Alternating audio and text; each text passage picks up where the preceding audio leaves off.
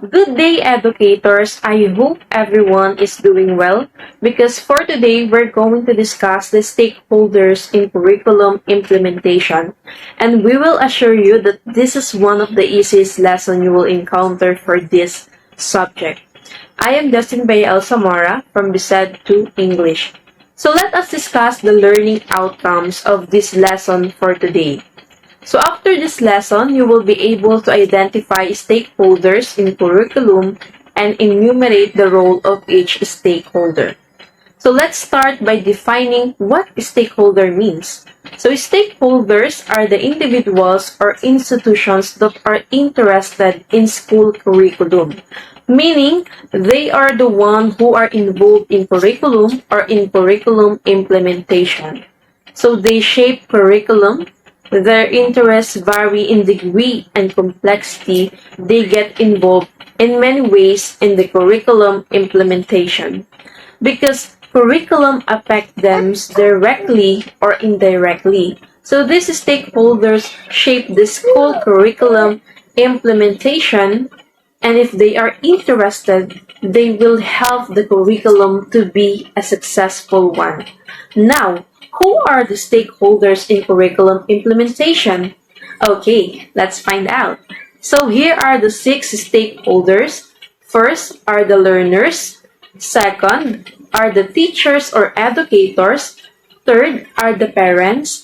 Fourth are the school leaders. Fifth is the community or the community members. And lastly, the other stakeholders.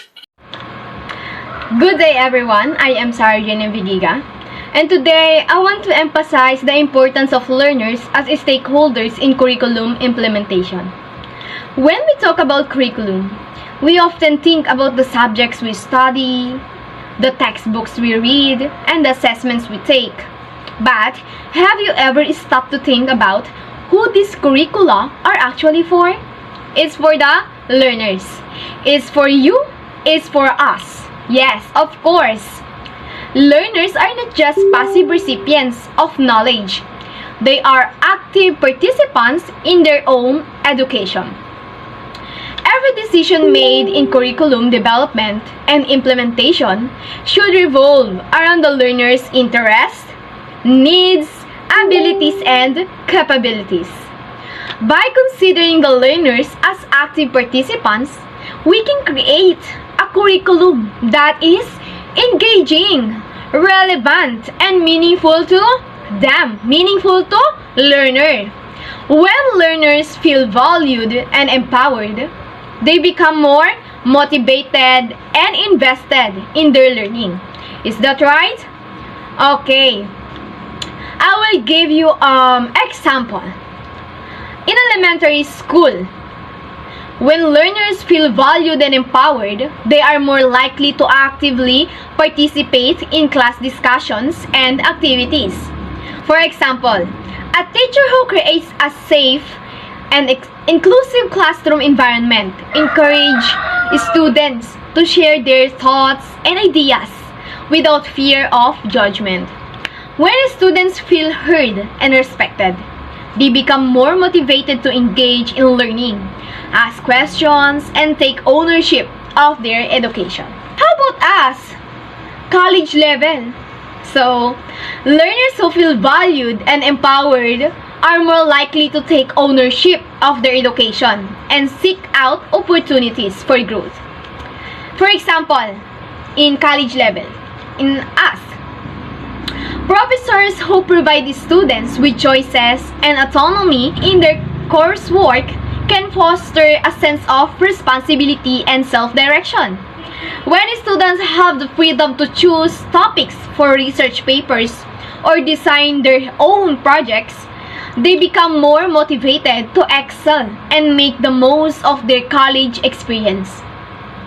In all educational levels, when learners feel valued and empowered, they develop a sense of agency and become active participants in their own learning.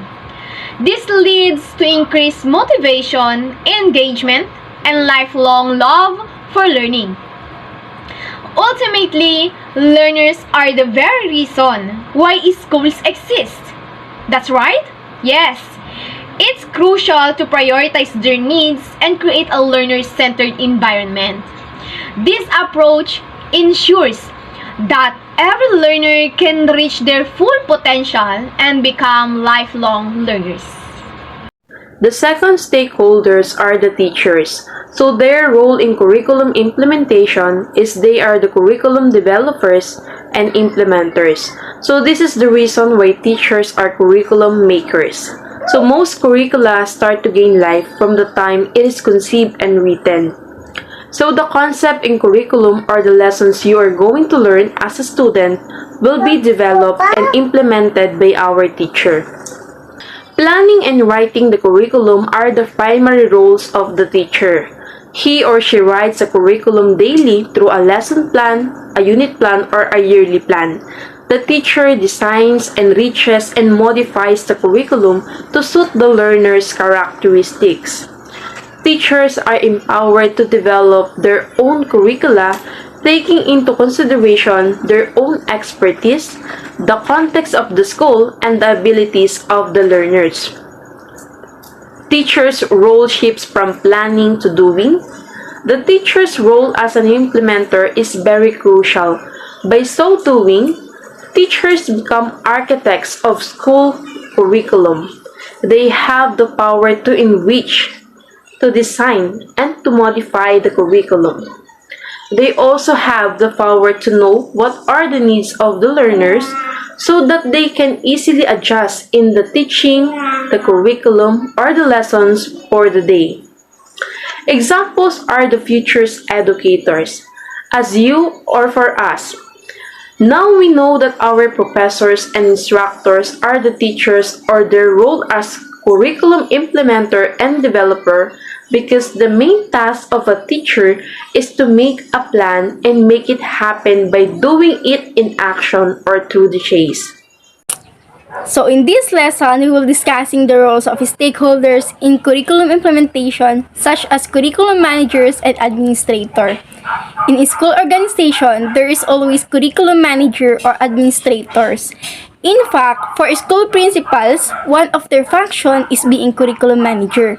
As a curriculum manager, they supervise curriculum implementation, select and recruit new teacher, admit students, procure equipments and materials needed for effective learning, plan for the improvement of the school facilities. Why are school administrators and curriculum managers important to curriculum implementation?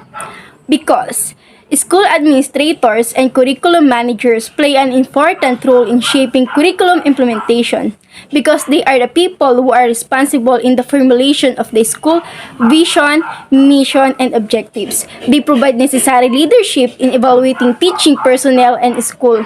They set the vision and direction for curriculum implementation. School administrators and curriculum managers work with the stakeholders to develop a shared vision of curriculum and to set clear goals and objectives. They also develop a plan for implementing the curriculum, which includes timelines, resources, and strategies for professional development. They provide resources and support to teachers, school administrators, and curriculum managers. Provide teachers with the resources they need to implement the curriculum effectively. This includes providing access to high-quality instructional materials, professional development opportunities, and coaching and mentoring. They monitor and evaluate the implementation of curriculum. School administrators, and curriculum managers collect data on the implementation of the curriculum and use this data to identify areas of strength and weaknesses.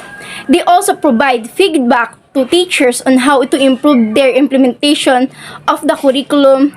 They promote collaboration and communication among stakeholders. School administrators and curriculum managers promote collaboration and communication among teachers and parents. Parents. Parents are the best supporters of the school, especially because they are the ones paying for the child's education. I have two questions. How do parents shape the curriculum and why are they considered as stakeholders? To further understanding, As stakeholders in the curriculum's implementation, parents are crucial. They have a stake in making sure the curriculum fits their child's requirements since they are an integral part of their child's education. To support their child's academic success, parents should also assist in reinforcing the teachings and concepts taught in the curriculum at home. They may collaborate with educators to pinpoint areas in which their kid can benefit from extra assistance or enrichment, and they can offer tools and resources to ensure their child's success. Parents can also speak up for the needs of the larger community as well as the needs of their children. They may collaborate with legislators and officials to guarantee that the curriculum is in line with community values and needs. They can also offer suggestions for curriculum enhancement that will better meet the requirements of all kids. In general, parents have a stakeholder role in curriculum implementation by making sure the curriculum is relevant, successful, and fits the requirements of both their kids and the larger community. Parents may contribute to the creation of curriculum that foster students' achievement and support the objectives of the educational institution by collaborating with educators, administrators, and legislators. Effective parental involvement in school affairs. It refers to the active participation of parents in their child's education and the school community. It means that parents are engaged in activities that support their child's learning as well as the overall success of the school. Examples of these are attending parent-teacher conferences and joining the Parent-Teacher Association PTA. Second, when we say that parents become part of the environment of learning at home, we imply that they foster an environment that is conducive to learning by providing a schedule that emphasizes academic activities, giving access to educational materials and tools, designating a specific study place, and creating a good and helpful learning atmosphere at home. Parents may help their child achieve these goals. Lastly, when we say that a parents' organization is organized in most schools, it means that there is an official group or organization composed of parents who are interested in supporting their child's school and education. This organization is usually created to foster communication and cooperation between parents, teachers, and school administrators. An example of this is the Parent Teachers Association or PTA.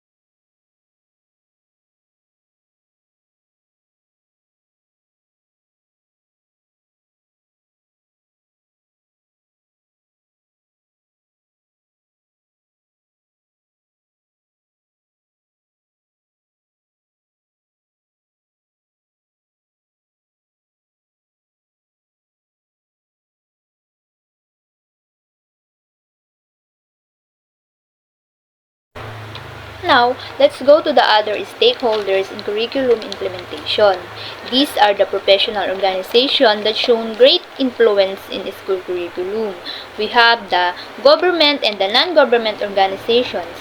But first, let me discuss the government organization first. Let me start at the Department of Education or DepEd. The Department of Education develops national curriculum standard for basic education, designs and develops special curriculum programs appropriate for all types of learners. The Department of Education or DepEd plays a very important role in curriculum implementation by developing, reviewing, and disseminating national curriculum frameworks. DepEd establishes standards, guidelines, and policies for schools to ensure consistency and quality in education. Additionally, it provides support through teacher training, resource allocation, and monitoring to ensure effective implementation at the school level. Next is the Commission on Higher Education or CHED. The Commission on Higher Education is the Philippine government's agency in charge with promoting relevant and quality higher education, ensuring access to quality higher education, and guaranteeing and protecting academic freedom for continuing intellectual growth. Advancement of learning and research, development of responsible and effective leadership, education of high-level professional, and enrichment of historical and cultural heritage. Third is the Professional Regulation Commission or the PRC. What is the role of PRC in education? It is in charge of the promotion, development, and professionalization of teachers and the teaching profession, and the supervision and regulation of the licensure examination. Every teacher shall participate in the Continuing Professional Education or CPE program of the Professional Regulation Commission and shall pursue such other studies as will improve the efficiency, enhance the prestige of the profession, and strengthen the competence, virtues, and productivity. The last one is the Local Government Unit or the LGU. Local Government Unit act as the key stakeholders in the implementation of a curriculum, contributing in various ways, and the number one is resource allocation. LGUs allocate funds and resources to support schools in implementing the curriculum, ensuring that educational institutions have the necessary materials, infrastructures, and technology. Next is the infrastructure and facilities. LGUs are responsible for providing and maintaining school infrastructure. This includes classrooms, libraries, and laboratories, creating an environment conducive to effective curriculum delivery. And also, the teacher training. Local governments support professional development for teachers, including training programs and workshops to enhance their capacity in delivering the curriculum effectively. Now, I'm going to discuss the non-government organization. First is the Gawad Kalinga. Gawad Kalinga meaning is to give care. It is a Philippine-based movement that aims to end poverty by first restoring the dignity of the poor. The organization employs an integrated and holistic approach to empowerment, with values formation and leadership development at its core. Gawad Kalinga believes that there are many bright and talented students are deprived of quality education and formation because of poverty. Of those who do not get access to education, only 50% step into the college and only 14% of them graduate. For Gawad Kalinga, it can be seen as a waste of human capital. They believe that they are slowly changing this. through the School of Experiential and Entrepreneurial Development or SEED, and they are raising the next generation of entrepreneurs from the poor who will not leave the others behind. Next is we have the Synergia. Synergia Foundation Inc. is a non-government organization which aims to improve the quality of basic education in the Philippines by empowering the communities around public schools. Synergia works with local governments, the Department of Education, and socio-civic groups, schools, teachers, parents, and students to implement systematic programs that will improve the process, systems, and structures of learning and teaching. The vision of Synergia is a country where every child completes a good basic education and is given equal opportunities to become the best of what or she can be. Their mission include on how leaders govern and to empower communities to create a better life for themselves and their children. And the last one is the Metrobank Foundation Inc. Metrobank Foundation ensure inclusive and quality education for all that promote lifelong learning, which aims for the provision of quality education for all. Metrobank Foundation grants on education prioritize the provision of physical access to students and teachers, equipping of classrooms and capacity building for teachers. Metrobank Foundation also offer scholarships, and their scholar receive financial assistance that covers tuition fees, allowance, and other school-related expenses. Additionally, they have access to mentoring programs, leadership training, and exclusive workshops facilitated by industry experts. Professional organizations offer collaboration, opportunity, advocacy, and expertise that significantly influence curriculum development in the Philippines. These organizations can create an important and useful curriculum fiber during the curriculum's creation and development. Thanks to their knowledge and experience, professional associations and their assistance with the curriculum development, let's talk about this organization approach to creating curricula. First, we have Professional Association for Teachers and Educators that acts as a center expertise in curriculum development, bringing together professionals and educators to exchange ideas, best practices, and new development in curriculum design. They hold conference, workshop, and seminar to improve teachers' abilities in creating and implementing curricula. Professional Association for Teacher Educator vigorously promotes excellence curriculum, guidelines, and standards that suit the requirements of Filipino students.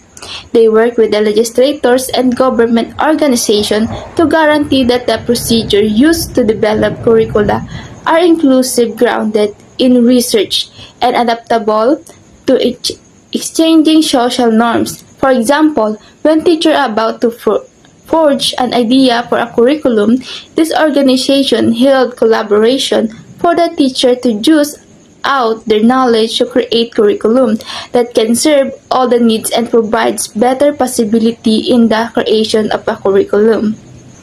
So, number 2, State Universities and Colleges Teachers Educators Association, or SOCTE. SOCTE is dedicated to developing curricula, especially for higher education establishment, guaranteeing that programs for preparing teachers are in line with the best practices and current trends. They organize training programs, create guidelines, and carry out research in order to improve in caliber for teacher education initiatives. Competence-based curriculum framework will prioritize the acquisition of knowledge and skills, essentially of efficient instruction, are supported by SOCTE. They work together with institutions of higher learning to develop and administer competence-based program for teachers' preparation. For example, these organizations create a line between the making and resources, resources. What is the trends these days that students will easily adapt in terms of studying? These are ought to bridge learning and the interest of students by providing research and etc. So number 3, National Organization of Science Teachers and Educators or NOSTE. NOSTE brings educators and science teachers together to create and implement framework for science curricula that works to improve science education that carry out the research, create educational resources, and arrange training sessions. By offering professional advice and comments on the curriculum, frameworks, and policies, NOSTE actively participate in effort to reform science curricula.